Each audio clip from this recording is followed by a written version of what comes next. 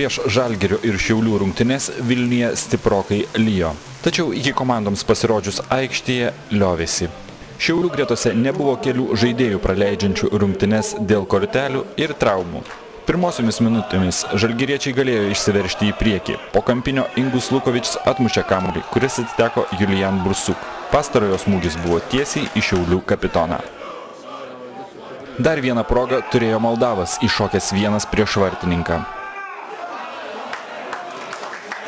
Šiauliečiai bandė kontratakuoti. Vienas iš išpuolių baigėsi Valerij Ciganenko bandymu įmušti galvą. Kėlinys baigėsi pavojinga vilniečių ataka, kurios smaigalyje atsidūrė Igoris Morinas. Iki pertraukos įvarčių pelnyta nebuvo. Antrojo kėlinio pradžioje po Gintaro Jodeikio perdavimo Vaido Šilėno spurtą sustabdė vartininkas Marius Arapolis. Šį epizodą norėtųsi palyginti su momentu rungtynėse Atlantas Šiauliai, kuomet iš aikštės buvo pašalintas Šiaulių vartininkas. Abu kartus teisėjų sprendimai palankesni šeimininkams. Klaipėdoje Giedriaus Arlauskio žaidimą ranka sunku įžiūrėti.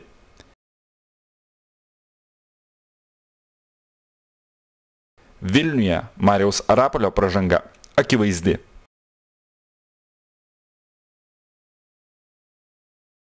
Paulius Malžinskas rodo šiauliečiui raudoną kortelę.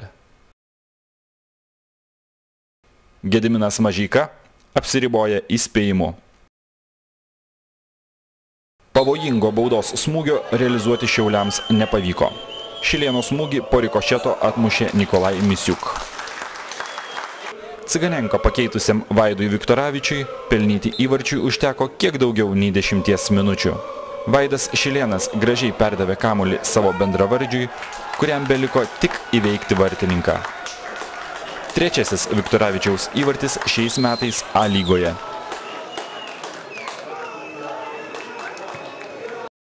Dar kartą ataka 72 minutę išvedusi Šiaulius į priekį.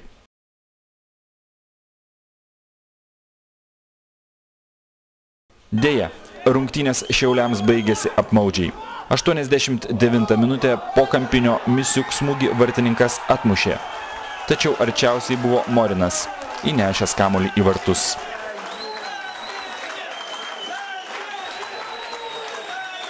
Taip paskutinėmis minutėmis Žalgiris įsigelbėjo toli gražu ne pirmą kartą šiais metais ir dažniausiai tai padaro Igoris Morinas. Vietoj šių vaizdų turėtumėte matyti Žalgirio trenerio ir prezidento Armino Narbekovo interviu. Tačiau garsus praeityje futbolininkas, bene vienintelis A lygos treneris, nesuprantantis, kad interviu ne jo malonė žurnalistams, o pareiga prieš savo komandos gerbėjus ir kitus futbolo mėgėjus. Kol kas Lietuvoje klubai nebaudžiami už tai, ką privalėtų atlikti. Šiauliečių interviu Vaidas Viktoravičius ir Rytis Tavoras.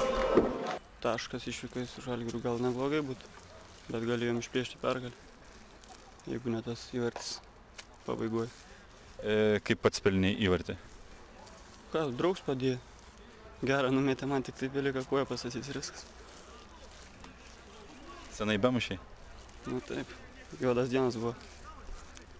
Tikės, kad jau praėjo? Nu reikia tikėtis, jau laiks būtų praeit mušti. Lygiosios su Žalgiriu.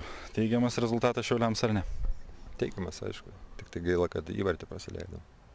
Taip, tikėjomės tikrai, kad neprasileisim. Geriau 0-0 būtų pasibaigę. Kaip šiaip vertinat rungtynes? Nu, gan neblogai, tikrai. Jūs, kad mes po labai sunkių varžybų su Atlantu, Žalgiris po pergalės prieš Kauną irgi matyti daug jėgų padėjo. Taip, kad tokia gerą judėjimą iš abiejų komandų nebuvo, bet toks užsispėrims, toks žaidims, kovojims buvo. Vertinu neblogai aš.